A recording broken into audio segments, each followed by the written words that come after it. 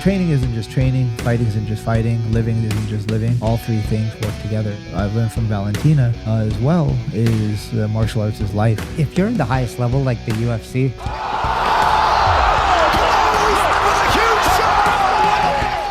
well, guess what, man? If you're not gonna put any exciting fights on, Uncle Dana's gonna fucking put you in the doghouse. 100%. Hey, you want money? You go out there and make it. There's plenty of money out there. You know, the kind of like facing fears, and Kevin Ross's face your fears, live your dreams. Ralph Waldo Emerson said, "Your actions speak so loudly, I can't hear a word you said." You can gloat all you want, man. But then when you're sparring, your skills are gonna fucking expose you. 100%. You've been because that's time allotted for the gym or the training that you've been doing. Yeah. What's your history with Kevin? Kevin is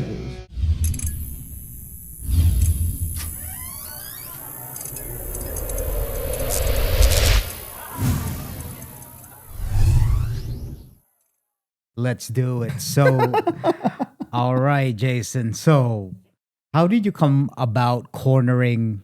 I thought that was fascinating. The first time I went to your gym, and it's crazy because I've lived in Vegas all my life too, and your gym's been around for a while. Yes. The first time I stepped in there was about 3 weeks ago when Evan Elder started teaching there, and I saw the Valentina Shevchenko mural over there, and then I come to find out that you cornered her. How did that come about, man?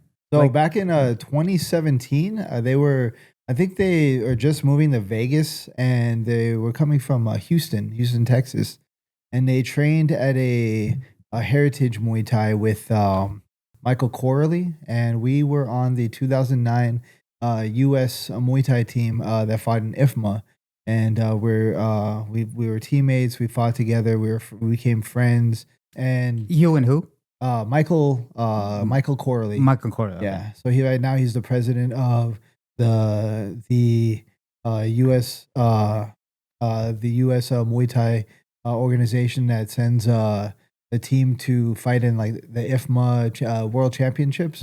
Oh. And Valentina and the sister Antonina and Pavel, they were living in Houston at the time, and they asked him. They were training at his gym, and they asked him if he knows anyone that they could train with, like a training partner, and he gave them my name because I was one of the smallest guys on that team. I think at the time I was fighting at 125, so it was about the same weight class as Valentina, and the sister was fighting as well, still Muay Thai at the time. Antonina was fighting for Lion Fights still, and I was myself and Kevin Ross and a couple other guys, we came up with Lion Fights when it blew up the Vegas Muay Thai scene, and so they came to Vegas. The manager hit me up, and I have somebody to would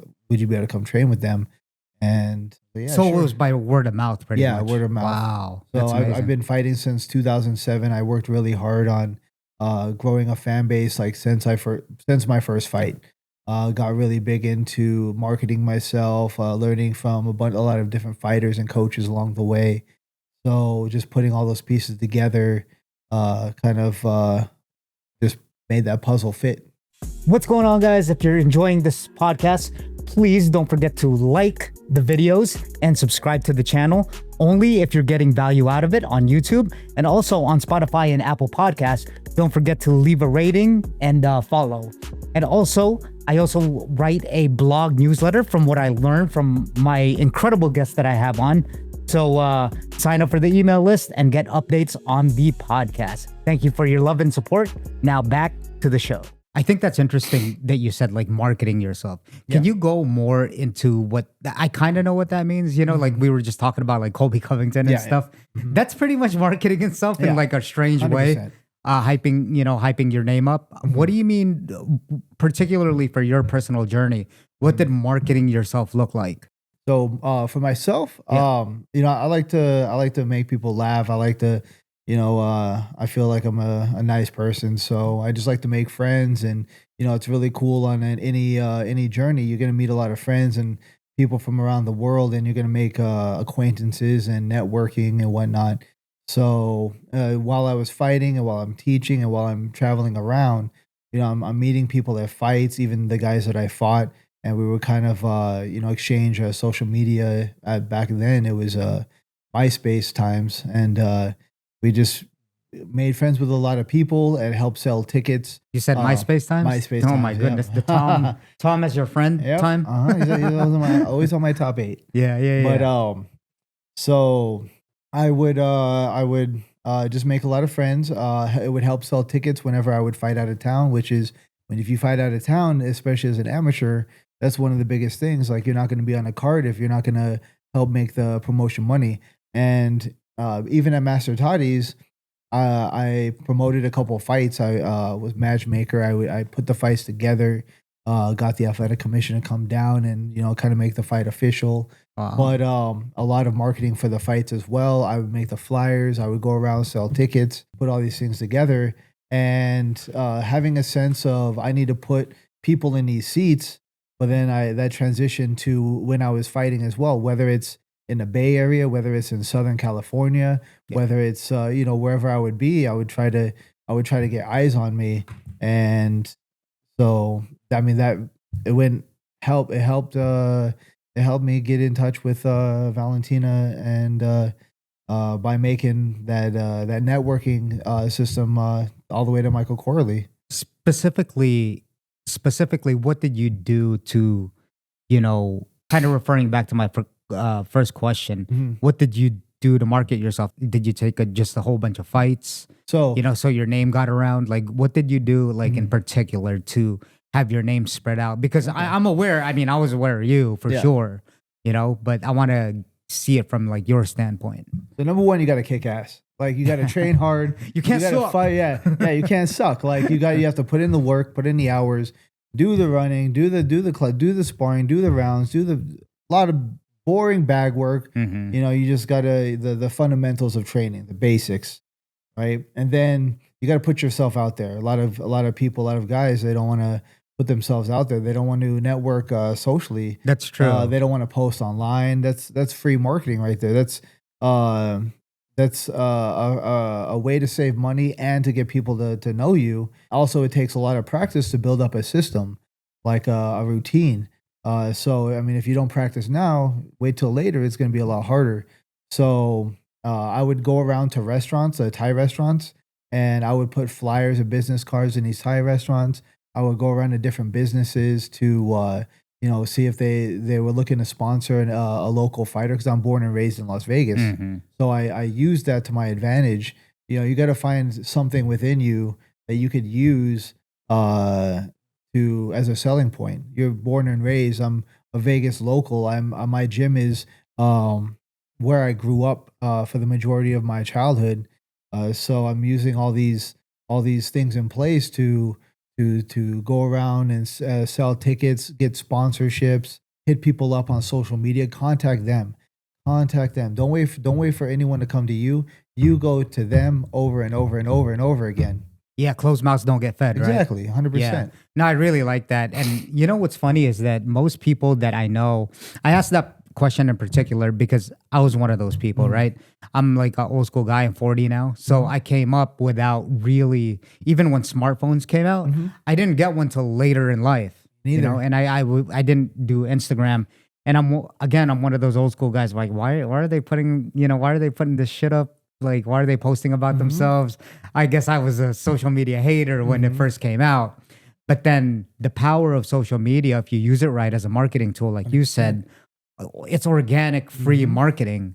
100%. If you do it right. Free. Right. Free marketing. Yeah, because fighters are broke, especially coming up. Amateurs. Right. Nobody's going to big shows, or they're not going to spend money on you if you don't prove yourself. And even to that mentality to the day, I'm every day that I'm posting, I got almost 7,000 posts on my Andrada Muay Thai Instagram. So even to this day, you got to scroll back for hours if you want to get back to 2016. So I'm still on it, and that's from the system I put in place 10 years ago. It takes that long to just kind of like find your niche, find your system, find what works for you, so you don't end up burning yourself out. Because if you go too hard too soon, you're gonna just burn yourself out. It's gonna get too crazy.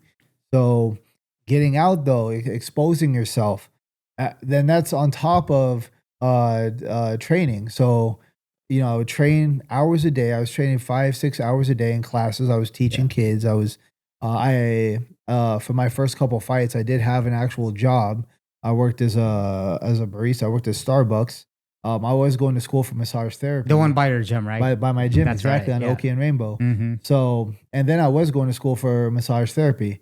So I was doing all those things together. And then, eventually I left Starbucks, and then Master Toddy hired me to teach kids, and then eventually my own class. So, but everything grows organically. You have to put these things in place, because if you just try to jump into those deep waters, you're not going to have a system to kind of like to ride from. You're going to have to just crash into it, and it's going to make things way rougher. Quick pause, guys. As you guys know, I have high-level fighters and martial artists on this podcast all the time. From your top-level pros to your everyday practitioners and hobbyists. Whether you train every day or just love the fight culture, this brand hits the same mindset just like this podcast. Just Fight Gear is built for real training, for durability, its toughness, and for real hard rounds. Personally, I wear it almost every day, no joke. I like it because of its durability during when you're rolling in jiu-jitsu, or whether you're sparring in MMA or Muay Thai. Your favorite UFC fighter is already rocking it, like former champion Zhang Weili, world-class coach John Wood, UFC fighters like Nazim Sadikov, Chepe Mariscal, Jacqueline Cavalcanti, and Vince Morales, just to name a few. These threads move fast, so act now, and at checkout, type in the code SPEAKEASY15 to get a 15% discount. I'll click the links down below, so order yours today. We are Just Fight Co. Yeah, I guess what I'm understanding from that is that you just kind of learn along the way, right? 100%. It's not like you see something and then you go into it full speed. You just kind of take it action by action. Then you find opportunities from there. Yep. Yeah, that's so fascinating, man. So going back to the, we kind of got off tangent over there, but then going back to the Valentina Shevchenko thing. So yeah, you got to meet him, and then you did the Ultimate Fighter, correct? I did the Ultimate Fighter. I think it was season 32. But as one of the assistant coaches for Valentina and Coach Pavel, and we would help the fighters. The Valentina and Coach Pavel, they were running the show, but a lot of the other coaches, we would help.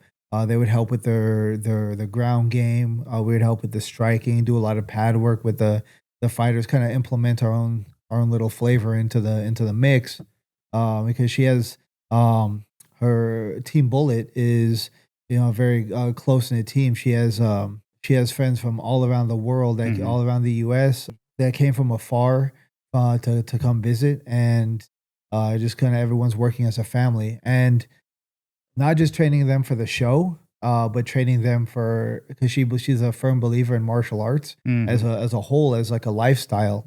So she's like she lives and breathes it. She lives and breathes it. Yeah.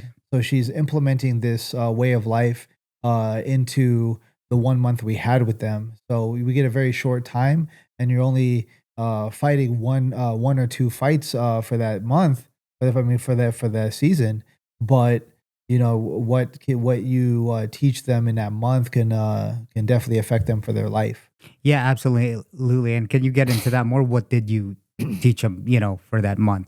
Kind of like Valentina and Coach Pavel, they would show them that take things from nature, do things more naturally instead of just crashing into it, and then kind of like a fight camp, and you gotta train, you gotta kind of break yourself for that short period of time, and then let yourself go. It's like live Muay Thai, live martial arts, live fighting, make it part of your everyday life. Everything you do is with precision. We went shooting, we went outdoors, we went I think we went on a big paddle boat to the Hoover Dams, because she's a big fan of nature.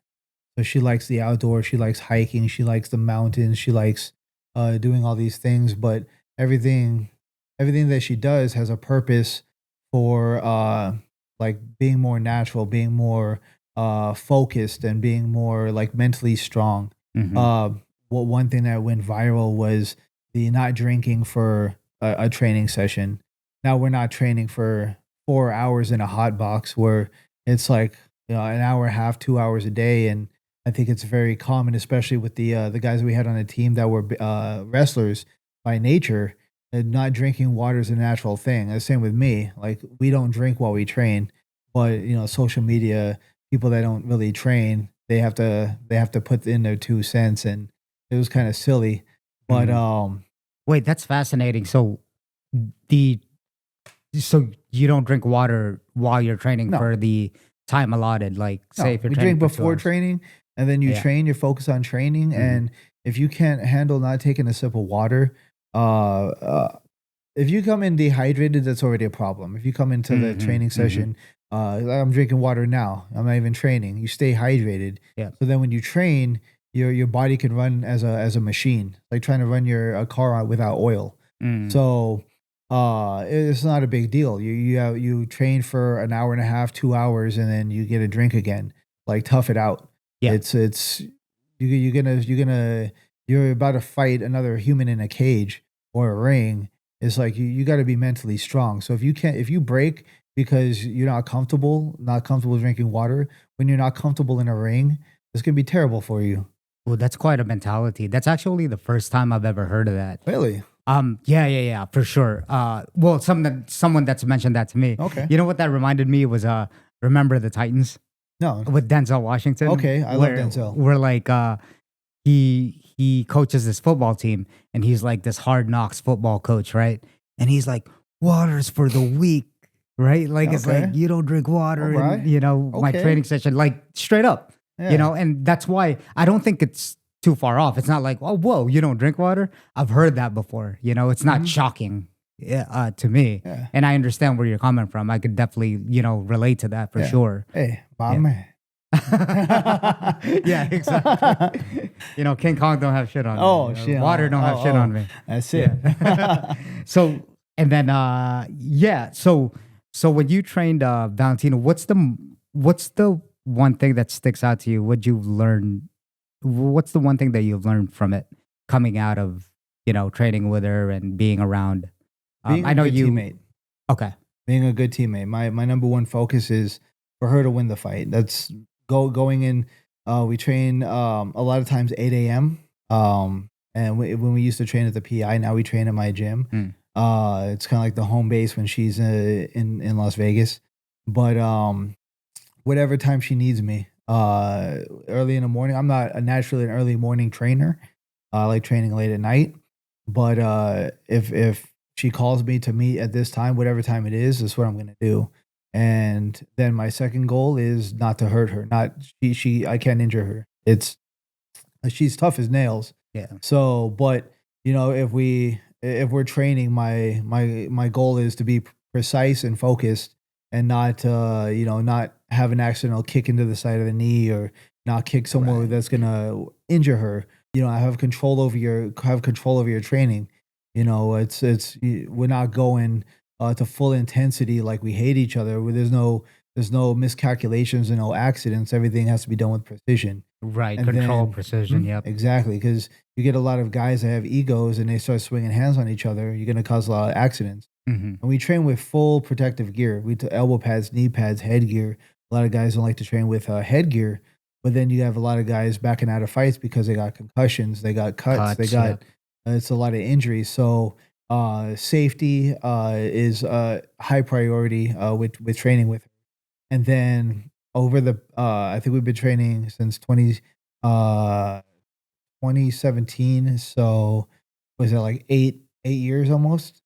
A little more, a little less. Nice. But I've only missed 2 training sessions, and I still have those burnt into my head because one time I messed up the scheduling, and then one time she messed up the scheduling. But out of all the training sessions that we've had over the years, I think we've well over a dozen fight camps, and then 3 to 4 times a week we'd be training. A dozen fight camps. So about a dozen, maybe a little less, consistent. a little more. That's consistent. Yeah. Yeah. So and then also training with her sister as well, Antonina, for her two last fights on Lion Fights, and then several fights in for the UFC. So we would train together, and yeah, I wouldn't miss training sessions, Yeah, and I mean, that's a big whatever, deal. Yeah. well, like whatever it takes that I gotta be there is. I never cancel a training session. Is this still an ongoing thing, or is it kind of? I know you guys are still, I mean, it seems like you guys Mhm. are still in contact with each other Oh, and 100%. still We just got back from New Yeah. York. really Yeah, she fought out in New York Waylay, way late. Yeah. and So you went out there. Yep. Were you in her corner? yes, Okay. Okay. and Okay. Madison Square Garden. Yeah, so Wow. that was an excellent night. We fought at the Noche fights at the Sphere. Yes. That was amazing. That was a great night. Her third fight with Grasso, Grasso. Yeah. and getting her belt back, and Wow. yeah, that was a fantastic experience. But it's the same. It's roughly the same routine every time. Same mentality. She's a machine. Yeah. It's like you go into you get a Ferrari and you expect an amazing car, world class car. Mm-hmm. Like you don't buy a Ferrari and expect anything less. Yes. Yes. She's that caliber of a human. And then everything she does that you see in on social media, that's her. Yeah. Super humble, super nice, always focused, Very calculated. martial arts. I Yes. understand where you say she lives that like kind of martial arts Mhm. lifestyle. I mean, she literally. I mean, she says it, and then she literally, it's in her like embedded clips and stuff like Yes. that, right? 100%. Man, that's so insane, man. To be able to have those experiences Mhm. and still having those experiences. Mhm. Can you talk about that Zhang Wei Li fight a little bit about what went into that?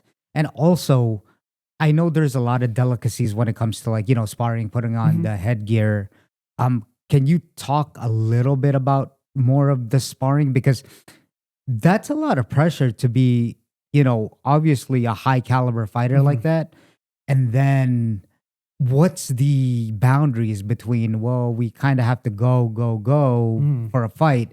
And then, but at the same time, we can't hurt, Mhm. our superstar over here that's Mhm. gonna go to Madison Square Garden and Mhm. fight another high profile fighter. Yes. Yeah, and not have to pull out. How do you even, kind of make adjustments and cater to that?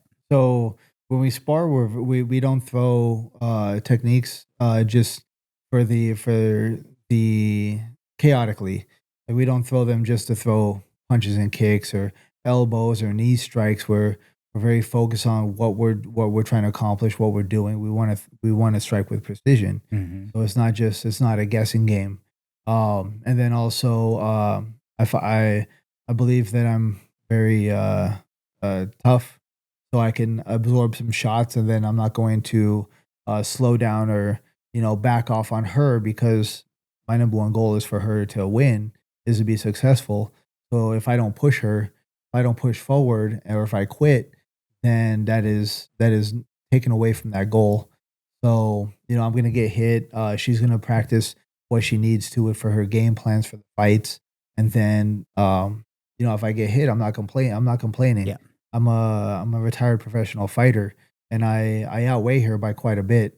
So it's like I just got to tough it out. If it hurts, if I'm tired, if I don't want Sure. to train in the morning, if it's everything's focused on her winning. So Mhm. I won't go out late. I won't if I have a training session tomorrow, I got to take better care of myself. I already take pretty good care of myself, but I have to make sure that I am rested and have the energy for our next training camp, for our next training session. Then so the whole team is focused this way. So for her main coach, Coach Pavel, will direct myself and then Mondo and the other coaches to kind of like what they need to help her with to her like section of training. So we'll like rotate what we're doing depending on what Coach Pavel says that she needs. So Yeah. it's yes, sir. Like we do this, yes, Right. sir. We do this, yes, sir. You go there, yes, sir. That's what we're doing.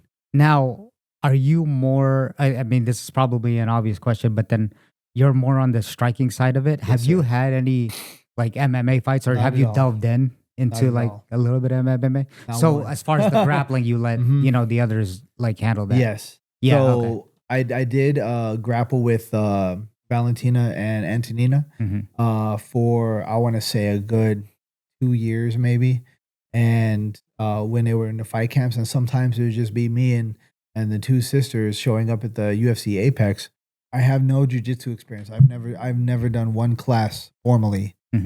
So my first time doing jujitsu was go with them, world champions.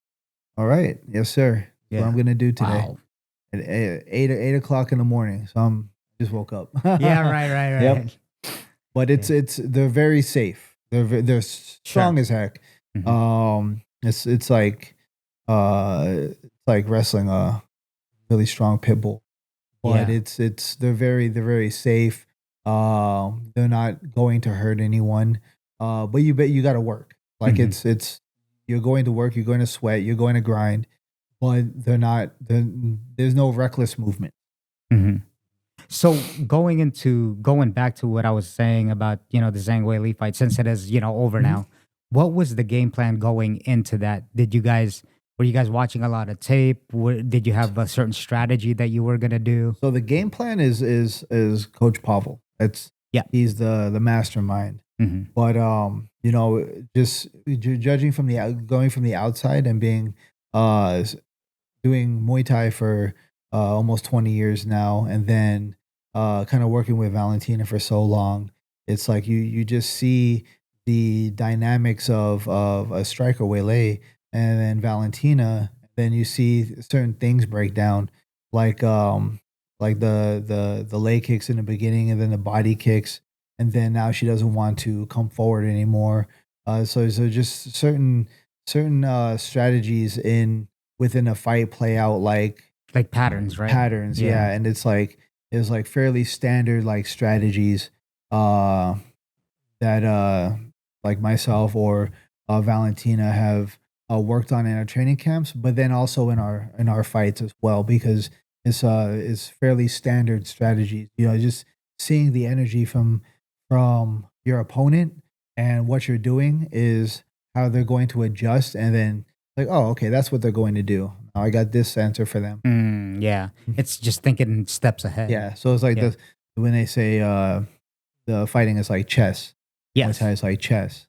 It literally is. Yeah. So wow, yeah. Thank you for that insight. Yeah, let's talk about the Master Toddy days, because I get a lot of people that have lived in Vegas for a while, right? That fought Muay Thai. Kevin Ross was just on this podcast.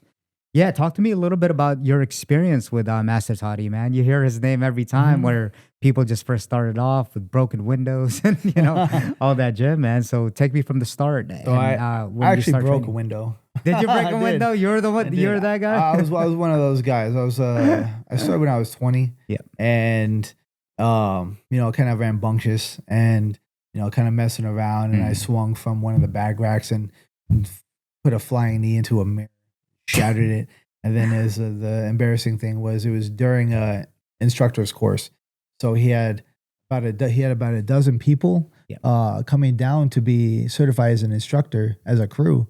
And yeah, they were having a coffee break, and I'm over here goofing around, throwing a flying knee into the mirror. And it's just one of those things where, man, I could picture that, man. But yeah, I'm like 20, 21, 22 years old, so still young and just learning. Because but yeah, Master Toddy days were awesome. After about 4 months of training, I joined up in 2006, and my first fight I ever watched was that I ever went to was one of the Kevin Ross's fights.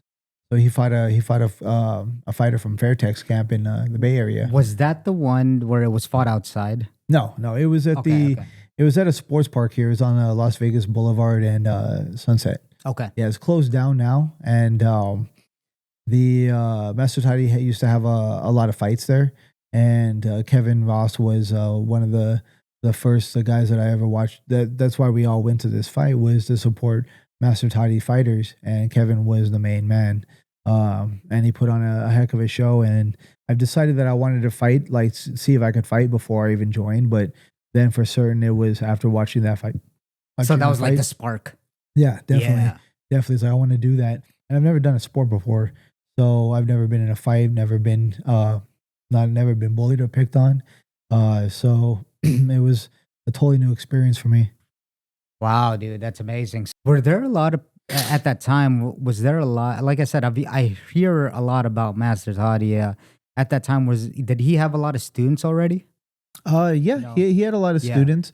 So he had the Oxygen series, Ring Girls, and that's kind of where his girlfriend Gina Carano, I guess, got started, and a couple other ladies that were training at Master Toddy's, and then he went on to a couple other different reality type shows.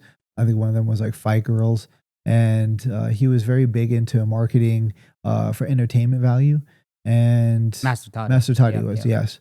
And then he also, this is before my time, but he also had a large fight team fighting at like I think the Stardust or just different casinos. And he was like one of the originators of Muay Thai in Las Vegas that kind of like blew it up. He was very good at marketing with his instructor courses, with his classes. He was he could sell a lot. Very good at it, and that's where I learned a lot of my marketing in the beginning, like how to sell, how to talk to people, cool, how to instruct, and how to teach.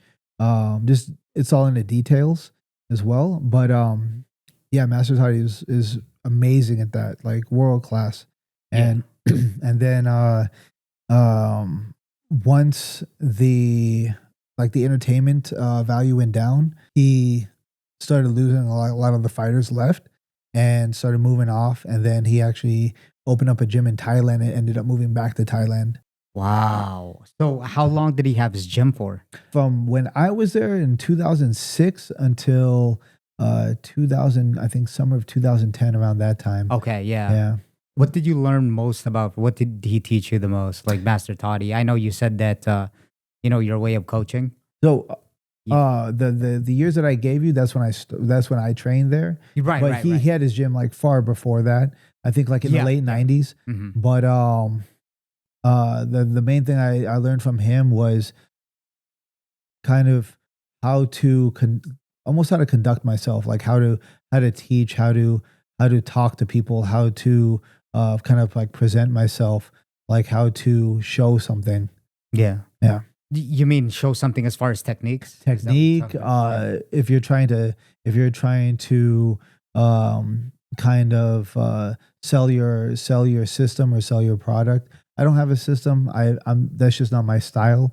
But kind of like how to talk to the audience to get the attention there, the eyes, and then the attention to detail, because he was very meticulous with small details. Yeah. And how to really focus on those details to kind of like teach a certain thing. That's fascinating, man. Mm-hmm. You know what I noticed in the pattern of this podcast is that throughout your training and your fight career, you talk a lot about like pretty much business, which I really love. Awesome. You kind of put two and two together, because that's kind of what I'm learning. Especially, I'm not like a retired fighter or anything, but then as a guy that's trained as well, pretty much all my life as in jits or done martial arts pretty much all my life. You learn subtle things like that, especially going into like a business aspect, even with this podcast, right? You learn like marketing and putting yourself out there 100%. and all that. So let's kind of go into, before we get to the business aspect of it, because I'd like to ask you about your gym, because it is a beautiful gym. I was even telling Panda, Happy Panda, that I was like, the cleanliness in this place, when you walk in, man, it's like, it's welcoming within itself. It markets itself, right? Yes, because sir. Sometimes you'll have those like rough and rugged gyms, which is its own thing. Don't get me wrong. It's kind of like, all right. And sometimes that's good for people. It's like, all right, the hard knocks kind of life. 100%. But then when you walk in there, it's kind of like, yeah, oh man, at least in my eyes, that's what I prefer. So was it set up that way? Yes. Okay. Yeah. That you plan to like clean, keep it clean, organized. Clean. Yeah. Yeah. And I love the way you put your products out there. Mhm. You know what I mean? It's Yes, sir. it's really, really cool. So before we get into all that, what's your history with Kevin Ross? Because like I said, he was just on this podcast and I put up some clips Mhm. and then you were on it. You know, I know you've trained with him. Yes, sir. What's it like training with Kevin Ross? What did he teach you? How was your guys' friendship and connection? Can you speak a little bit about that? So, Kevin is a super close friend. I think of him like a brother. When I first started, He's a great guy. Oh, he's amazing. Yeah, like but- fantastic yes. stand-up guy. Before you get into it, sorry, I just actually met him at Syndicate MMA in jiu-jitsu out of all things. It's not like, Muay Thai. And I was like, of course I knew him. I was like, oh man, dude, I gotta ask him to be on the podcast. And he was just the nicest guy ever, man, you know? And I, in some sort of way, I was like, I guess fanboying a little bit. I was like, oh fuck, like that's cool, Out of all things, we were doing jiu-jitsu too. So yeah, I just wanted to mention that out there. And he had, he was nice enough to come on this podcast. Oh, he's just like amazing. you, like take his time out of his day to come on this podcast. So that was really cool. And But yeah, the way he puts his thoughts together it's phenomenal. Like the way he talks and explains things and breaks things down to any level of martial artists. You're going to learn so much working with Kevin. Actually, Kevin has been teaching one of my proteges, Aaron Fawcett. He's been working with Kevin a couple times since he's been in Vegas. cool. And same. He's been learning so much, and it's kind of like bringing a big part of my past into my pupils' future. Yes. And Kevin, when I first started 2006, he was one of the alphas of the gym. He was the main guy, the main fighter of the gym. You mean at Master Toddy's? At Master Toddy's. Okay. So him, we had Chaz Mulkey, we had Anthony Brown, we had Mark Beecher. These guys were the main guys, and there was a lot of other fighters as well. And then I just started. I was a student, but I had my first fight, and Kevin actually cornered me for that fight, along with a couple other friends. That is cool, yeah. And I still look back on that video, and it's amazing. But we lived together for a little bit at Master Toddy's. He had dorm rooms at the top. It was a two-story building, and he showed me how to cook some things, because we had a little kitchen up there. Was it the ramen type kind of? No. All right. No.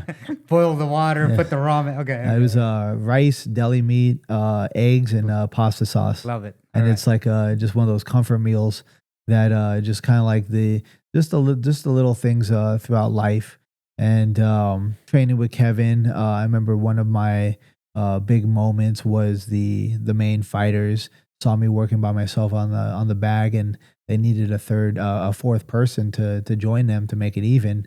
And they called me over, and yes, sir, I'm going to do this. And I think I may have had one fight at the time, and these were the main guys at Master Toddy's. Yeah. And it was a nerve-wracking moment. But I've trained with them before on the fight team with Master Toddy instructing, and I don't quit. Like, I just keep going forward and keep doing my best, and I'm getting hit, and that's just how I'm going to learn. And you got to go through that pain.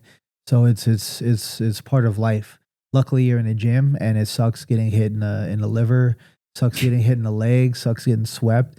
But what life throws at you outside of the gym could be far worse. So the kind of martial arts and training for fights, it prepares you for that. Because if you're going to give up getting hit a couple times, then when an event happens throughout your day to day, or your it's going to break you mentally. So yeah, exactly. You don't know how to handle it. 100%. Yeah. You have to build that composure. You have to stay focused. This is the goal that I have to do. I still have to win. The fight's not over, but then you take this mentality through every portion of your life, and it's going to help so much. So training isn't just training, fighting isn't just fighting, living isn't just living.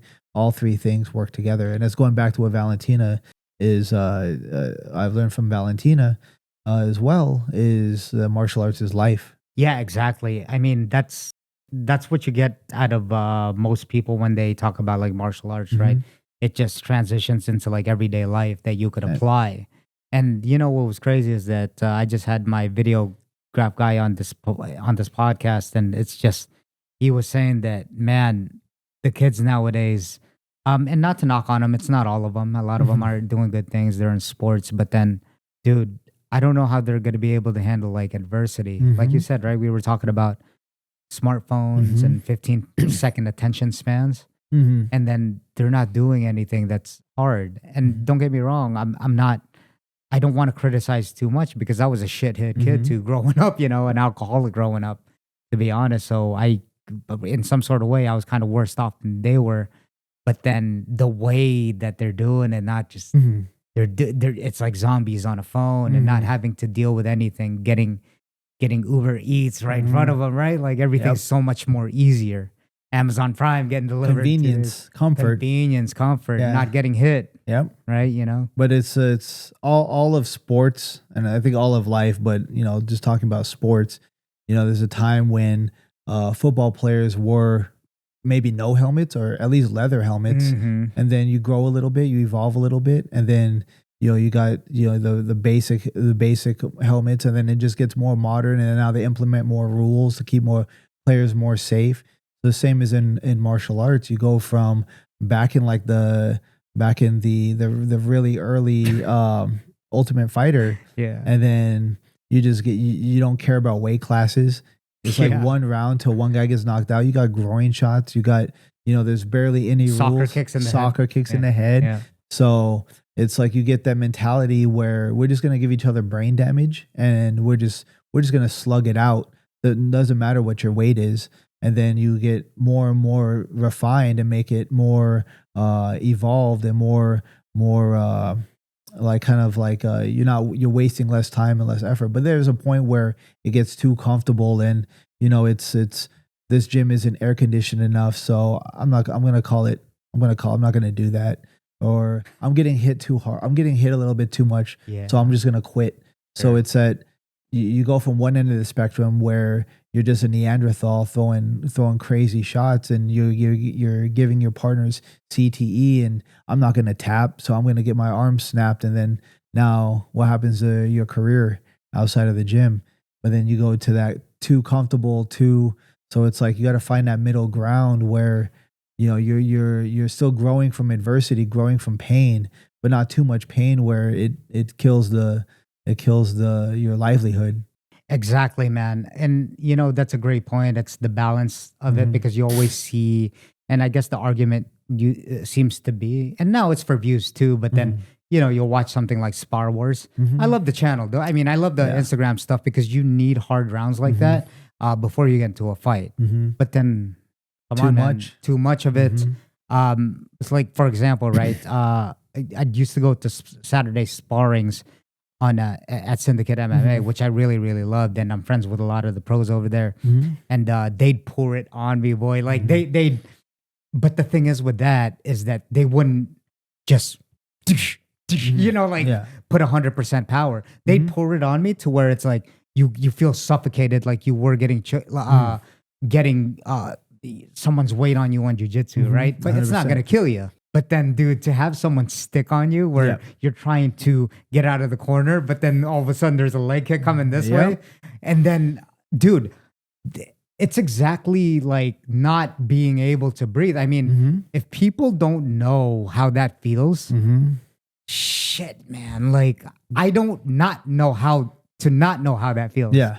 You know what I mean? 100%. To not be able to, but then like you said, it's about the exposure and staying calm since you've been through kind of that whirlwind of just like getting teeped and then getting head kicked. And then all of a sudden they're taking angles on you. They're over here while you're doing the shell up. And then it's like, dude. 100%. So I think it's a lesson to be learned, as I guess it's my point. You're drowning. Same thing in jiu-jitsu, right? It's almost like you're just drowning under someone's weight. Even the knee on belly, it's like, oh, get off me. But then you're not actually going to die. You just actually got to stay calm under circumstances. Constant problem solving. I love that, man. Doesn't matter what sport, what martial art you're Discipline, taking. Yeah, you got a guy moving angles on you, kicking you, body kicks, teeps of the body, leg kicks. You got a guy putting you in different positions without strikes. It's just, here's the problem, solve it. Once you solve it, here's another problem. And we're gonna keep piling on problems. If you quit on your first problem, how are you gonna live? How do you live with yourself? Exactly. Right? Just It's almost like, like how can you trust yourself after that? Like I always say, you can lie to other people, but don't lie to yourself. I mean, 100%. don't lie to other people. You know what I mean? But then it's like, just don't lie to yourself, man, because it's self-sabotaging. But you can't lie to yourself. You go into a ring, you haven't trained, and you go into a ring under the spotlights and people watching. Now the real you's exposed. Yeah, exactly. Yeah. Even are you gonna quit? yeah. And you know, you're walking around the gym thinking you're a badass. Well, I mean, look, actions. Like Ralph Waldo Emerson said, your actions speak so loudly, I can't hear a word you said. You can gloat all you want, man. But then when you're sparring, your skills are going to fucking expose you. 100%. If you've been because that's time allotted for the gym or the training that you've been doing. Yeah. Yeah. That's why the belt system, you know, stuff like that in jiu-jitsu, it's like, you better be that belt, man. I don't want like, say my purple belt if I'm not that. You know, have a white belt tap me out all the time. Exactly. It's kind of embarrassing. 100%. Yeah, man. So, after Master Toddy's gym, talk about your career, man. Like, what did you learn from your career? You know, what was fulfilling about it? What did you take out of it? So I think one of the main things that I've learned from my fight career is how far. How much my mind and my body is able to push itself, especially with I'm famous for my weight cuts. I was dropping like 50 pounds in 10 weeks. So I was able, very unhealthy. I don't suggest any of it to anyone. That's a lot of weight. Yeah. So I was walking around 175. I would fight at like 121, 125. But how well I was able to push myself to accomplish the goal, which was make my weight and still put on an entertaining fight. I learned a lot of lessons from that. Like, hey, maybe I should take better care of myself. But also learning, you know, promoting myself, like treating yourself like a business, not just expecting the promotions to market me. Like, I got to do stuff myself. At the end of the day, you're in the entertainment business. 100%. That's what I tell everyone, even 100%. At the highest caliber. It's like, look, man, yes, we do live that martial arts lifestyle that we're talking about.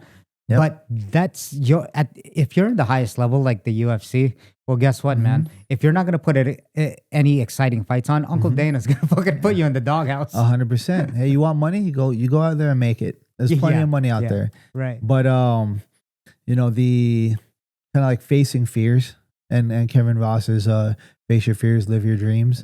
And it's a huge, it's so important of a saying.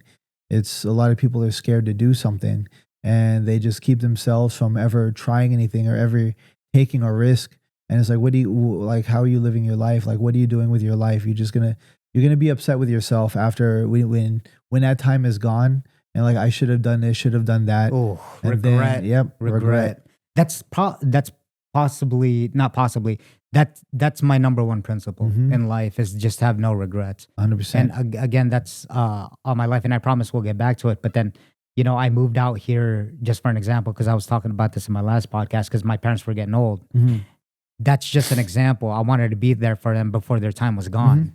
You know, you don't want to think back on it and be like, damn, I regretted not being here. But that's the same thing that you're talking about. And I think I only mentioned that because it applies to martial arts. It applies to life. Regret is a motherfucker. 100%. Should have, could have, would have, but you never did. Exactly. Yeah. But and I went from never. I told myself back in 2006, I want to see if I could fight, and I kept true to my word. 4 months after I joined, had my first fight, and then kept it going. Went to Thailand 2009, came back. Amazing. I told myself this is the only thing I'm going to do for the rest of my life.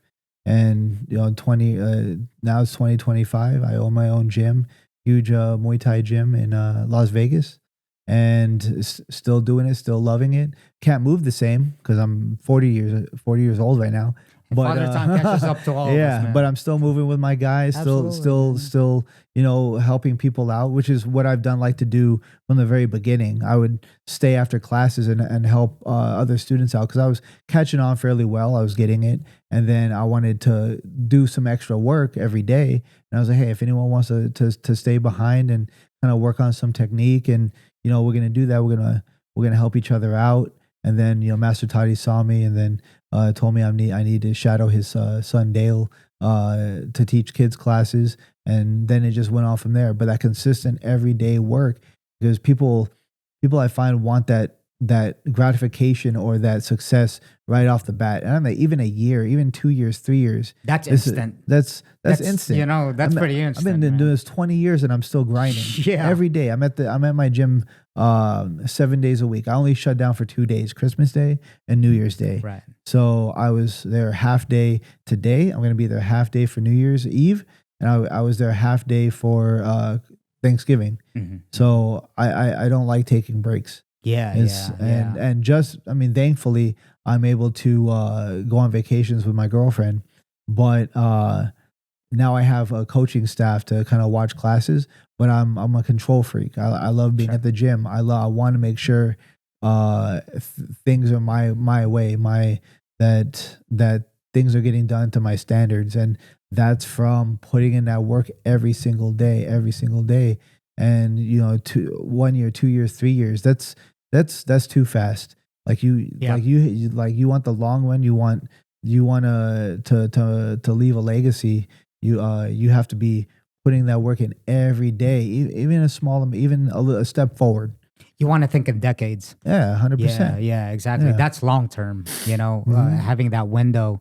And I like what you said there, man, because, you know, there could be two ways to look at like being like a control freak, right? In some sort of ways, you got to kind of let your guys be creative, but then you also got to have to find that sweet spot, because look, everything comes from the top, 100%. right? Top down. Like if you're running a shitty business just in general, it doesn't have to be martial arts business. Your business is going to be shit. 100%. Most businesses fails because of the guy that runs it. The CEOs that fail to run the fucking business. Yep. Yeah. So that's like a very business savvy way to put it. My gym is just a physical like manifestation of myself. I love it, man. Like it's me. The whole the way that I teach classes, the way that And I it treat shows. people. Yep. Like my classes, what I sell, how I talk to people, how I develop the entire culture at my gym. You know, everyone's like everyone's like a family mentality. But you know, naturally you get people comfortable to kind of like open up, and you get some crazy guys out there. That's just a natural natural part of life. Of course. I mean, if you're look, and this has been talked about too, if you're going into some fighting, you most of the time, and I don't want to put judgment on anyone because this includes me, most of the time you have some underlying kind of issue, right? You have like maybe low self-esteem, or maybe, you know, some trauma. I've talked to Kevin Ross about this on this podcast, right? I mean, and he has a lot of them, like all of us do. Yeah. But it's you're going there for a reason, and it's a great thing, right? It's like you're building your confidence up. That's why you kind of, that cliche of you can't judge a book by its cover. Yes, people get weird. You know, 100%. there's no mistaking about that. I mean, the shit that you see at MMA gyms, it's like, what the fuck happened to you? But yeah, I guess as a business guy like yourself, business gym owner, you gotta just, it comes with it. You take it and then you learn how to handle it, right? And we're 100%. still learning to handle it. It's like fighting. Yeah. Exactly like fighting. Right, exactly. You freak out. You got to stay composed. You got to see the problem. And all it is problem solving. Here's a problem. What are you going to do about it? Yeah. And it may take some time, you know, 100%. It may be a process. It can't just be like, okay, get in, get out, like, you know, but yeah, you got to learn how to manage that. So, you know, interestingly enough, you know, I talked to a lot of people that I've had John Wood on here. I've had some guys from Extreme Couture, Andrada, you now, even Pinto Muay Thai, right? Yeah. Like the other Muay Thai gyms over here. And everyone's really, really nice. A lot of people that came from the syndicate program now go to Pinto and compete, and you know, and all that. What separates your gym, do you think? You know, I know we're in all collaboration with each other. We root for each other. Yeah. in this, I guess, fighting space that we're in, what would you say is your competitive advantage compared to like not just Muay Thai gyms in particular? Yeah. It doesn't have to be niche like that. Yeah. But then in all fight aspects gyms, how do you think your gym is ran so successfully, and what separates it? I think my gym's just a different culture. I like everyone. I like Syndicate. I like Extreme Couture. I like Pinto Muay Thai. But I love myself. And you come in, you try a class, and you could have the best trainer in the world. I always reference Mayweather. He goes to Freddie Roach. It's not his thing. He likes where he is. Yeah. If you take the world's best boxer and the world's best trainer, they might not get along. It's all what flavor you want. It's all different kinds of flavors. Like Vegas is a buffet. Right. Sometimes you want this, sometimes you want that.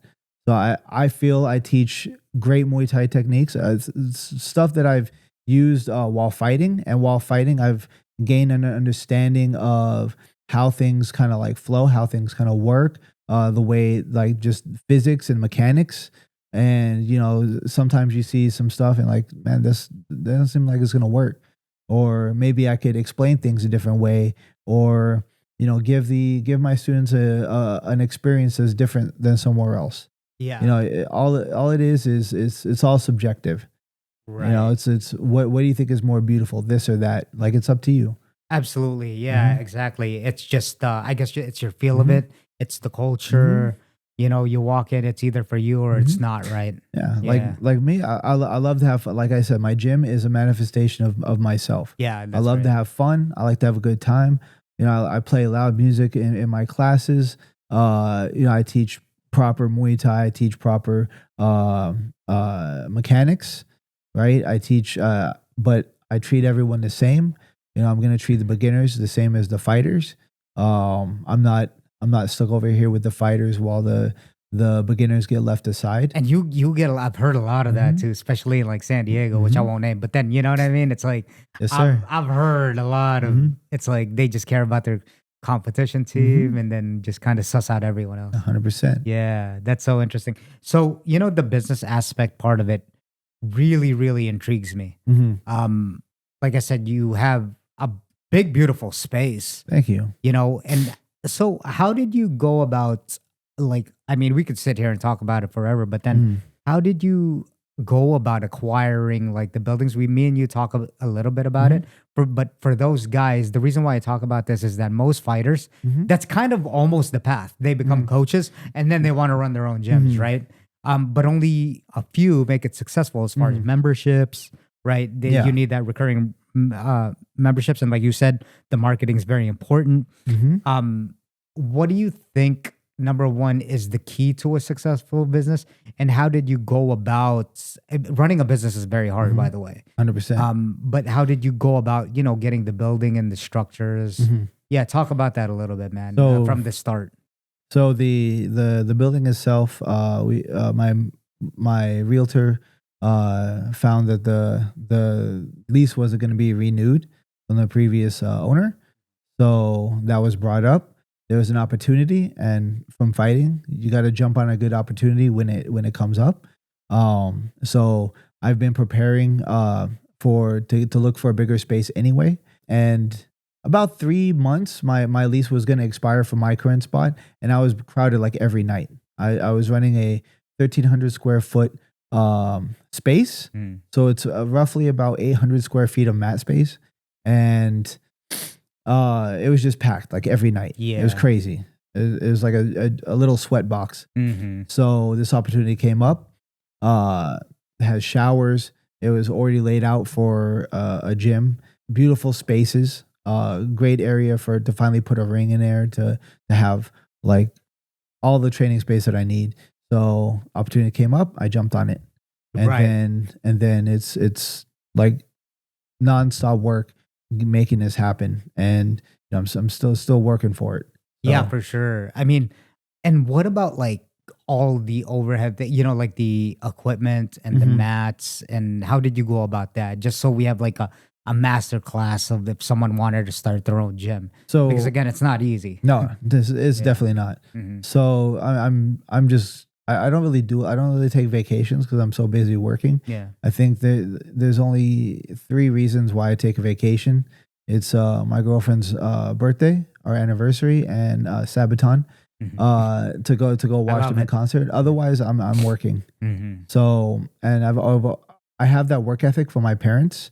My parents would work 35, 40 years doing one job in a casino, and then they retired from that job. And I tell some of my students, I ask them, imagine working where you are for 35 years straight, like every day. And they're just like, no, there's no way I would do that. That's insane. So it's just that nonstop work ethic. And then again, this goes back to when I'm fighting, because fighting in the ring, and you know, a lot of my fight camps, I'd be running 2.5 marathons a week. And then I would be, so it's about roughly 2 hours of running a day. And then I would train about 3 hours on top of that. And then I'd be like essentially starving myself to make weight because I did it horribly. I didn't know what to do. And then I made weight, made sure I got the goal. And I would do this like every day for like 3 weeks. And I did this probably like for a good 14 fights, like every single one of my pro fights, except for my last one in 2021. So that nonstop, that unbreakable spirit. Like I'm not stopping. This is I'm going to succeed. I'm going to succeed. There's no other option. There's only option A. And burn the boats behind you. 100%. There's no going back. Yeah. Exactly. Yeah. And then so that goes into owning a business. I'll be there every day, and I'm going to make sure this succeeds. So I save a lot of money that way because there's not really much time for anything else. And I like to live below my means. Yeah, I have a house, I have a truck, and I love guns. So, right. But I don't really get anything else. So I just save my money in case. And I don't want to go out and take friends out, take a big parties out and spend a whole bunch of money at the club and, you know, buy fancy jewelry and all these things. No, I need to save money because when something happens, I want to be prepared for it. Exactly. Because it's not if something happens, it's when something happens. Because there's either good things that happen or bad things that happen, but both things will happen. And you want to be as prepared as you can be. You know, I'm not a crazy, I don't stockpile a bunch of stuff in a storage room. Toilet paper? No? Yeah. No. The pandemic's over. Yeah. But so I was ready. The gym opened up. The space opened up. I was able to like everything in the gym is mine. I don't have investors I don't have sponsors to give me money. It was bootstrapped. Yeah. It was work. It was hard work and sacrifice. Yeah. And again, it's such a beautiful gym. Was everything ripped apart when you got that building? It was just empty. It was just empty. Yeah. I mean, the previous owner was awesome, and he left it in good position. I have one of my students is a general contractor. He owns his own business, all in. And that's the name of his business. Okay. But a little plug for him. So he helped me kind of paint and fix everything up, and it wasn't too much because it was already a good space. Yeah, good condition. Yeah, it's just all the mats is like well over 2,000, maybe like 2,500, 3,000 square foot of mats, a custom ring, like top of the line. All the stuff in my gym is top of the line. Yeah. Rogue weight equipment. Like I didn't cut corners on anything. Everything's top of the line. I got both Zebra mats and Fuji mats. Yeah. Like it's nothing's cheap. I didn't go the cheap route. But I didn't get too much. I got what's necessary. Right. Yeah. And look, man, like you said, it's a mirror of you. Mm-hmm. Your gym's a mirror of you. It definitely shows, right? 100%. It's kind of like, wow, this is a beautiful space. It's and it's fun. It's fun to do. It's like, you know, it's your baby. Exactly. Right. Exactly. Yeah. It's 100%. Like the color schemes from everything like that. It's kind of like you're your own personal interior designer or something. Yeah, man. So what's next for you? You know, what are you trying to scale up your business? Are you trying to go more locations? No, like, what's not going at on? all. Yeah. I'm a control freak, and I'm a workaholic. So I can't be in two places at once. I love my gym, and I'm gonna make that grow, and that's it. Yeah. That's it. That's it for the foreseeable future. Yeah. Like now, just more students, more coaches, more classes. Just grow the interior within. I want to teach all of Las Vegas Muay Thai. I want to maybe open up some different Muay Thai programs, maybe some stretching programs. But other than that, then just enjoy time with my girlfriend. That's beautiful, man. Yeah, it seems, and all that. A lot of people just see kind of the end result of things. I talk about how it's a beautiful gym, but man, I'll bet you that's a fucking grind. Oh, 100%. I've been working nonstop and a lot of money. I've been working nonstop for the past like almost 10 years now. Yeah. Like it'll be 10 years next year in like May or something. So it's like that long nonstop, like 7 days a week. Yeah, exactly. And there's no stopping in the future. But would you say that, I know it seems like a grind mentality with what it is, but talking to you, you have to enjoy something like that 100%. To be able to withstand like the storms and there's some we love martial arts 100%. like everything else, but then there's some repetitive aspects of it. It's like, fuck, I don't want to get up. You really have to fucking love it, man. No, every day is super great. There's no other option. You're right. Win. Yeah. Win or lose, it's up to you. That's amazing, man. So we'll end it with this. So what makes a great Muay Thai fighter, man? Well, okay, number one, what makes a great Muay Thai fighter, and what makes a great student to become? Both of them heart.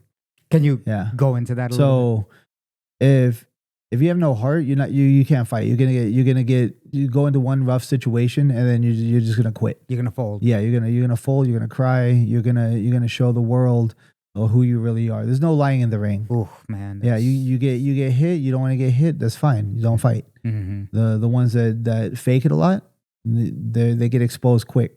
Gosh. Yeah. And then you have heart for the sports. It's martial arts. It's not a street fight. It's not a bar fight. Have some respect for Absolutely. your opponents, respect for your teammates, respect for, it's all heart. It's all passion for the sport. I love Muay Thai. I've loved Muay Thai since 2006.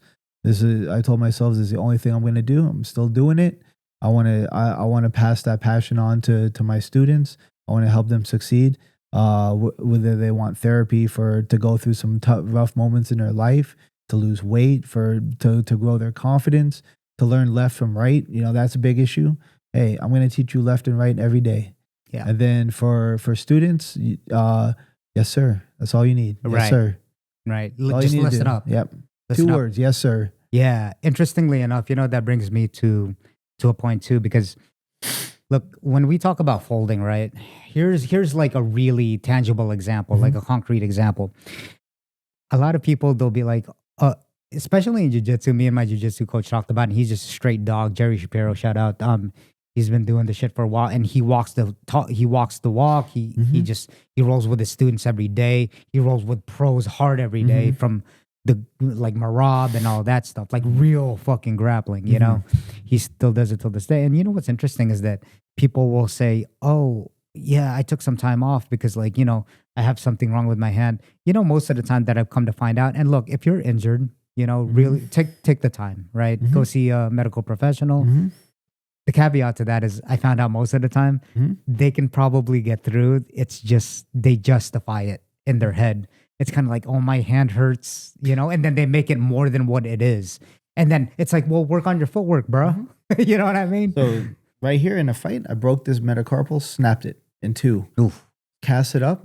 I was in the gym that same week. I was training. Yeah. In a cast. I was running. I was hitting my other hand. I was sweating. This hand smelled horrible. Yep. But I was still training, still putting in that work.